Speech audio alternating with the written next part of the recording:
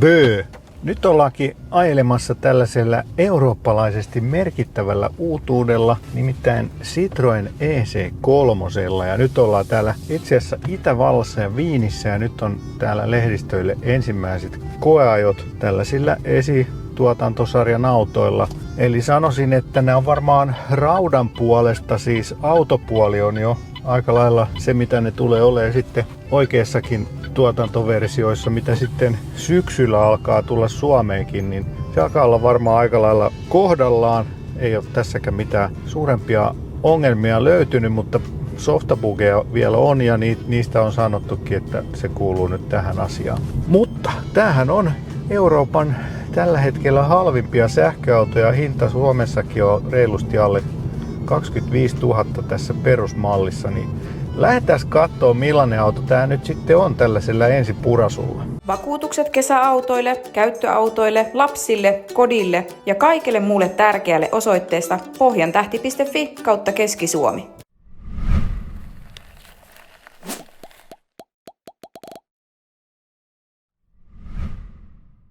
Joo, meillä on nyt ollut tässä muutama tunti aikaa koeajaa. Me ollaan tehty tässä tuollainen 150 kilometrin koeajolenkki. Ollaan käyty jopa vähän tuolla Unkarin puolella, että on ollut vähän monenlaista tietä, siis pääasiassa asfalttitietä. Täällä on asfalttitiet aika hyvässä kunnossa, mutta siellä Unkarin puolella oli vähän heikompaakin tietä. Niin sikäli on kyllä saatu sitten myös semmosesta huonommasta asfaltista fiilistä. Ja täytyy sanoa, että mun mielestä on kyllä ollut yllättävän hiljainen auto ja mä nyt vertaan tietysti aika paljon tätä autoa siihen meidän Seat Miihin, koska siitähän mullakin nyt on jonkun verran kokemuksia. Nyt valitettavasti rouva Lohikäärme ei nyt päässyt tälle reissulle mukaan. Yritystä kyllä oli, mutta siihen oli ihan teknisiä syitä, että rouvaa ei sitten voinut ottaa tänne mukaan. Jos nyt aloitetaan tuosta ulkonäköpuolesta, niin tämähän on tällainen niin kuin B-segmentin ehkä vähän suvimainen. Tästä tulee sitten vielä se Aircross-malli, joka sitten on vielä vähän enemmän suvimainen. Mutta tässä on aika korkea tämä istuinasento ja myös tämä on tosi korkea. Tämä taisi olla 10 senttiä korkeampi kuin tuo edellisen sukupolven C3. Täällä on todella hyvin on niin kuin pään päällä tilaa, että sikäli tulee ehkä sitä tilan tuntua sitten, vaikka ei nyt ehkä kauheasti pysty hyödyntämään tätä korkeutta, paitsi tietysti kun kaataa penkit ja lastaa jotain pesukonetta kyytiin, niin siinä kohtihan se sitten saattaa se korkeuskin olla ihan kiva juttu. Mutta ulkonäöstä niin tää on mun mielestä ihan niinku, no moni on täällä nyt tänäänkin sanonut, että tämähän on ihan auton näköinen ja kokoinen tää EC3, että ei tää ihan mikään kääpiöauto kuitenkaan ole. Että kyllähän tää on selvästi merkiksi nyt sitä Seat Mii-elektrikkiä isompi auto joka suuntaa. Oli myös puhetta tuossa isommalla porukalle, että onko autojen ulkonäkö, siis lähinnä toi maski ja valot, niin monesti ne on näissä uusissa autoissa vähän sellaiset maskuliiniset ja vähän ehkä sellaiset aggressiiviset, että tuleeko se nyt siitä, että nyt on maailmassa kaikkea vähän sellaista negatiivista, on sotaa ja muuta, niin se jotenkin autoihinkin on vähän siirtynyt. Totta kai löytyy myös sympaattisia autoja, kuten Fiat 500 ja 600, ettei nyt kaikki ole tietenkään sitä, mutta ehkä tässä on vähän samaa sellaista särmikkyyttä haetaan, kun nyt vaikka Kiakin on siirtynyt sellaiseen kulmikkaaseen designiin. Mutta ei nyt sinällään ehkä tuossa ulkonäössä mitään sellaista katseen vangitsijaa ole ihan niin kuin mun mielestä sopusuhtaiset. Tietysti pyörät on aika pienet tämän koko luokan autoissa kustannussyistäkin. Ihan sellainen hyvännäköinen auto, kun tätä on nyt tässä päivän katsellut. Monessakin paikassa on käyty kuvailemassa täällä tien sivussa, niin miellyttävän näköinen kyllä. Ei niin kuin sillain pahaa sanottavaa tästä designista. Ja tässä Max-varustelussa, tässä paremmassa varustelussa, niin on sitten tuollaiset pienet vaihdettavat aksenttiväriliuskat, jota on tuossa takaoven reunassa ja olikohan se nyt tuossa etuovessa sitten pienet liuskat vai puskurissa, niin niitä voi vaihtaa ja sitten saa vähän omanlaistaan fiilistä ja voi jopa tilata sitten omilla väreillä, jos haluaa sitten jotain firman tai vaikka maan värejä sitten siihen mukaan. Ja tuossa lokakaaren reunassa, kun on noin muovit, mikä on siis hyvä asia, koska sehän sitten suojelee sitä peltiä kiveniskuilta, niin siinäkin on vähän sellaista struktuuria tehty siihen, ettei ole ihan sileä muovi. Ja tässä paremmassa Max-varustelussa on sitten 17-tuumasta rengasta ja tuollaiset muoviset kattokaiteet, johon ei voi kyllä kiinnittää mitään, että ne on vaan ulkonäköjuttu. Ja sumuvalot löytyy sitten myös tästä Maxista. Mutta sitten kun hypätään tänne sisälle, niin täällähän on nyt sitten, voisi sanoa, että ensi hyppäsyltä, niin tää oli kyllä niin kuin hyvin sellainen helppo auto lähestyä. Että täällä on kaikki hyvin perinteistä. Peilit säädetään täältä ovesta tällaisella kytkimellä ja mitä on tehty 20-30 vuotta jo. Että kaikki ei ole nyt tungettu tänne näyttöihin, vaan täällä on ihan fyysisiäkin nappuloita. Ja nyt tässä Max-varustelussa on automaatti-ilmastointi. Siinä U-varustelussa on sitten vaan manuaali-ilmastointi, mutta sekin varmasti monelle riittää. Ja sitten täällä on tuttua ajosuunnan valitsin painike tai kytkin on hyvin ihan sama mitä on kaikissa Stellantis-ryhmän autoissa. Näyttö on nyt tässä Maxis 10-tuumainen ja siitä päästäänkin nyt sitten siihen U ja Max-varustelun ehkä niin kuin mun mielestä sit suurimpaan puutteeseen. Siis meillähän oli rouva Lohikäärmeen kanssa tarkoitus hankkia tällainen auto ja mehän käytiin jo niin kuin, meidän tarkoitus oli ensimmäisenä Suomessa ostaa ja tilata tällainen. Ja me oltiin siellä autokaupassa silloin hintojen julkaisupäivänä ja tilauskirjojen aukaisupäivänä kolkuttelemassa ovea kello 9, mutta kun tästä U-varustelusta puuttu ne penkin lämmittimet, niin sitten se kauppa jäi tekemättä. Koska kyllä se nyt Suomessa se penkin lämmittäjät on aika oleellinen varuste.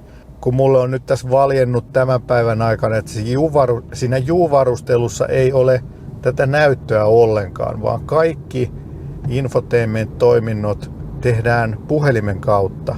Se on mun mielestä kyllä pikkuinen puute, koska nyt kun ajattelee, että tätä autoa varmaan ostaa aika paljon eläkeläisetkin, niin kuinka moni eläkeläinen nyt sitten haluaa käyttää pelkästään jotain Spotifyta tai nettiradiota, koska radiotakaan ei ole siinä U-varustelussa, vaan kaikki äänilähteet tulee sitten puhelimen kautta. Niin jos sä haluat kuunnella vaikka Yle Puhetta, niin sit sun pitää mennä johonkin Yle Areenaan tai en mä edes tiedä mistä niitä nettiradioita kuunnellaan. Niin se kyllä kuulostaa vähän kaukaiselta ajatukselta. Ja sama ihan niin kuin nyt meidän rouva Lohikäärme, niin mä en ole nähnyt, että se olisi koskaan liittänyt sitä puhelinta siihen meidän Seat Miihin. Siinä on vähän sama juttu, että puhelin toimii lisänäyttönä, jos haluaa navigoida. Niin ehkä niin kuin mun suurin kriteeri nyt tässä U-varustelussa ei olekaan ne penkin lämmittäjät, vaan se radion puuttuminen. Mä oon ehkä itsekin vielä niin perinteinen, että mä kuuntelen itse asiassa aika paljon ihan FM-radiota.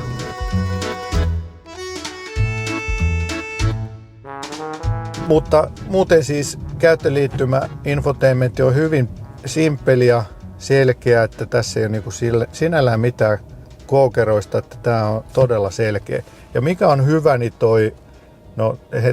Citroen taitaa puhua HUDista, mutta siis täällä on kuljettajalle näyttö ja se on tästä ratin yläpuolella, että ei ole pelkoakaan, että ratin läpi tarvitsisi katsoa tuota näyttöä. Se on yläpuolella, ratti on myös tällainen soikio, mikä myös tuo tähän sellaista ihan kivaa vähän sporttisempaa fiilistä. Mutta se, että näyttö on nyt tuolla mahdollisimman kaukana, se on vedetty niin kauas kuin se saadaan ja siinä on käytetty tällaista peilitekniikkaa, eli varsinaisesti se näyttöpaneeli on tuossa vaakatasossa ja sitten tuolla on vaan peili, joka sitten heijastaa sen tänne kuljettajalle. Niin se on saatu mahdollisimman lähelle tuonne tuulilasin alareunaan ja silloin siis toi tarkentaminen on helpompaa, kun ei tarvi niin suurta tarkennuseroa tehdä ja se on myös kaukoa. Ei tarvitse välttämättä lähilaseja sitten käyttää, kun ajelee tällä autolla. Muuten täällä on niinku tää, mun mielestä tää sisusta on hyvin tällainen pelkistetty ja on tää nyt jonkun verran, tässä on tästä kangasta tässä Max-versiossa ja penkit on ihan ok, mutta taas tää istuinosa on mulle liian lyhyt ja tässä ei ole korkeussuunnan säätöä. Tässä etureunassa ainoastaan tuolla niin koko penkki siirtyy, mikä nyt tämän koko luokan autoissa onkin ihan normaalia. Ja tosiaan tässä Max-versiossa niin on sitten automaatti-ilmastointi ja sitten siinä on manuaali siinä U-versiossa. Ja muita eroja sitten mitä löytyy, siis siinä U:ssa oli 16-tuumaiset vanteet, siinä ei ole sadetunnistinta esimerkiksi, aika verran sieltä puuttuu varusteita. Ja tässä Maxissa on myös lämmitettävä ratti, lämmitettävä tuulilasi. Ja ne on kyllä ihan suomalaiseen talveen hyviä varusteita, mutta ennen kaikkea ne penkin lämmittäjät. Mutta penkit on ihan kivan näköiset, mutta tosiaan niin ehkä vähän vaatimaton toi istuinosan säätö taas. Että tätä voi kyllä säätää tätä koko penkkiä, mutta ei etureunaa. No itse asiassa nyt kun mä venän tän ihan alas tän penkin, niin nyt tässä on mullekin aika hyvä tää etureunan tuki, että tää asento muuttuu sit myöskin samalla kun sitä korkeutta säädetään. Ihan hyvälle tuntuu nyt. Mutta yllättävää tässä on se, että täällä takanakin on ihan kohtalaiset tilat, että varsinkin jos tuossa apukuskin takana istuu, niin sinne kyllä vielä saa ihan hyvin mahtua aikuisenkin, että on saatu hyvin loihdittua tähän pieneen autoon kuitenkin kohtuullisen hyvät sisätilat. Ja taas vertaa tuota peräkonttia nyt sitten sieltä miihin, niin se on selvästi syvempi ja myöskin litroja siinä on enemmän, että se on aika käyttökelpoinen. Ja myös takapenkin selkänoja kääntyy, kaatuu ja tässä Max-versiossa vielä 60-40 suhteessa. Siinä U-versiossa vaan koko selkänoja, että jos tarvii kuljettaa yksi ihminen tuolla takana ja paljon tavaraa, niin silloinhan se menee taas siihen Max-versioon.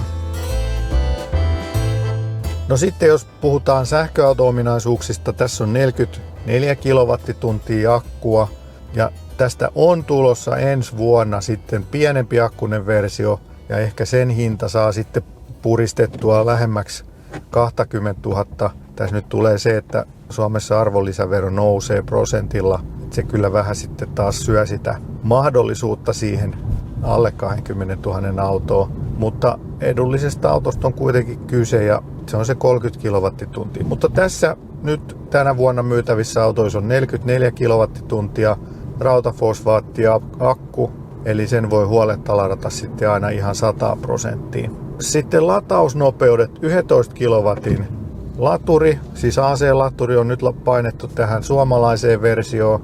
Eurooppalaisessa versiossa taitaa olla vähän pienempiäkin, 7,2. Kannattaa kyllä, jos meinaa jostain ulkomailta tuoda auton, niin katsoa, että minkälainen laturi niissä on.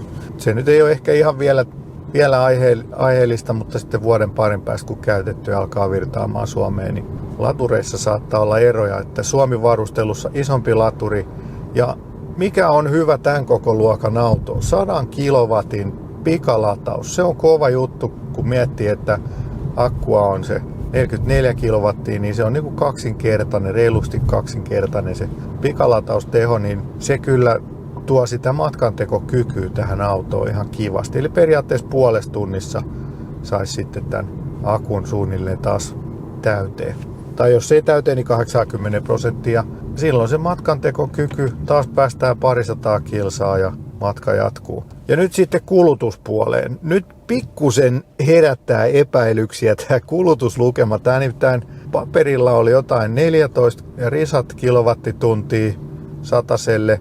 Mutta nyt tällä koeajolenkeillä niin nämä autot on tämä näyttää nyt tällä hetkellä 12,9 ja toinen auto, millä ajettiin valkoinen, niin siinä oli 11,9 ja 12, että se oli niin kuin siinä 12 nurkilla.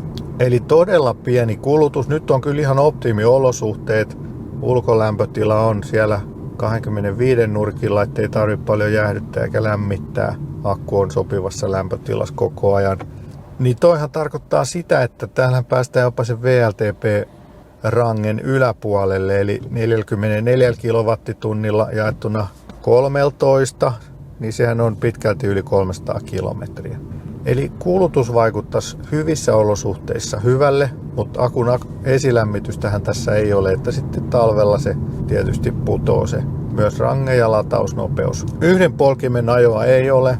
Tässä on tällainen C-painike, jolla saadaan vähän vähemmän rekuperaatiota käyttöön, eli se rullaa vähän enemmän. Ero on kyllä todella, melkein voi sanoa, että ei sitten edes huomaa, että vähän ehkä turha ominaisuus nyt sitten, mutta vähän enemmän regeneraatioa ja tähän toivoisi kyllä, että saisi vähän voimakkaammin käytettyä tuota yhden polkimen ajoa.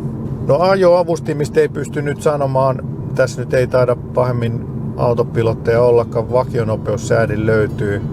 Sekään ei nyt näissä toimi, niin ei pystytä sanomaan, että miten hyvin se sitten osaa sitä etäisyyttä pitää.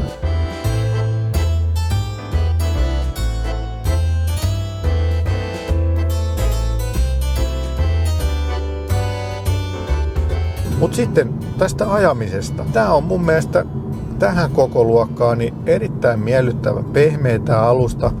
Erityisesti toi takapää tuntuu selvästi pehmeämmälle, niin ei ole ehkä ihan samaa pari, että keula on vähän jämäkämpi kuin takapää, mutta se tuo sellaista miellyttävää Citroen-maista keinumista tähän ajamiseen ja huonommillakin pinnoilla niin kyllä ihan miellyttävää kyytiä.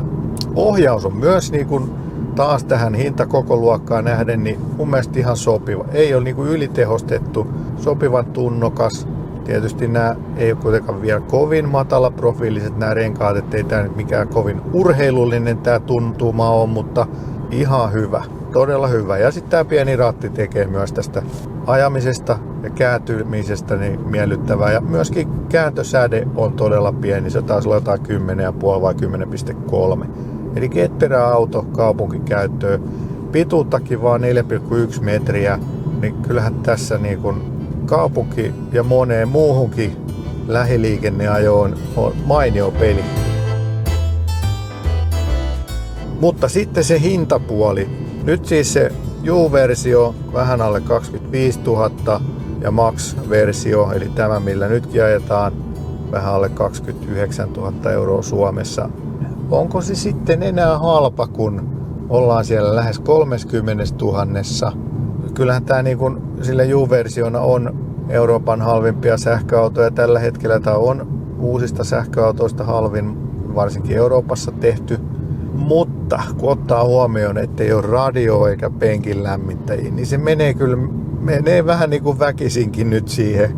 Ainakin meidän perheessä tämä valinta menisi nyt sitten tähän Maxiin. Jos puhutaan 29 000, rouva haluaa tähän punaisen värin ja sitten tähän saisi myös lisäturvan, olikohan noin 500 euroa ja sitten tämä taku on yhteensä silloin 5 vuotta ja 200 000 kilometriä, mikä on todella hyvä juttu. Ehdottomasti kannattaa semmonen ottaa, jos tällaisen auton ostaa. Vakiotakuu 3 vuotta ja 100 000 kilometriä. Sekin on hyvä, mutta lisäturvalla 5 vuotta 200 000 kilometriä. No varmaan aika harva se nyt 5 vuodessa 200 000 kilometriä edes ajaa, mutta se 5 vuotta on kumminkin mun mielestä hyvä juttu, että se kannattaa ottaa. Mutta puhutaan kuitenkin niinku 30 000 euron autosta ja sitten mitäs muuta sitten saisi 30 000 uusia autoja, niin sillä saisi esimerkiksi MG4. Siinä taisi nyt hinta vähän nousta, kun Hedini otti sen valikoimiinsa maahantuontiin, mutta silti kuitenkin niin siinä on pikkusen enemmän sitten sitä sähköautoa. Siinä on vähän enemmän akkua, siinä on vähän enemmän ominaisuuksia. Meneekin taas vähän hankalaksi miettiminen, että mitäs me sitten tehdään. Mutta onneksi mun ei nyt tarvitse tätä tän enempää miettiä. Jokainen tekee sitten omat päätöksensä, mutta kyllähän tämä ihan kilpailukykyinen paketti on. Kuitenkin ymmärrän hyvin, että kaikki ei missään tapauksessa halua ostaa kiinalaista autoa. Ja en mäkään nyt, jos samanlaiset autot olisi vierekkäin ja toinen on tehty Euroopasta, kyllä mä nyt eurooppalaista mieluummin suosin. Mutta kuitenkin vähän jotenkin tämä Euroopan halvin tai Suomen halvin sähköauto, niin ehkä se nyt on pikkusen kärsinyt mun silmissä inflaatio sen takia, että tästä puuttuu nyt mun mielestä niin olennaisia perusvarusteita kuin penkin lämmitin ja radio. Ottaen huomioon sen käyttäjäkunnan, olettaisin, että paljon näitä myydään vanhemmalle väestölle ja paljon myydään naisille, jotka ei nyt kaikki, ainakaan minun kokemuksen mukaan, tykkää käyttää näitä online-äänilähteitä tai nettiradioita, niin se voi olla kyllä jonkunmoinen kynnys. Mutta sitten taas tietysti jossain julkisen alan jutuissa, missä tarvii nyt vaan kuljettaa ihmisiä paikasta A paikkaan B, niin sillä radiolle ei ole mitään väliä. Ja siellä pitää sitten suosia sähköautoa, niin silloinhan tällainen toimii erittäin hyvin. Ja voisin veikata, että tästäkin tulee jossain vaiheessa pakettiautoversio, eli takapenkit pois ja auton ostaja saa siitä veroetuja ja arvonlisäveroetuja, niin se varmaan myöskin sitten lisää tämän auton myyntiä. Ja toi vilkkuääni, sitähän mä en muistanut sanoa, mutta kuulostaako tutulle?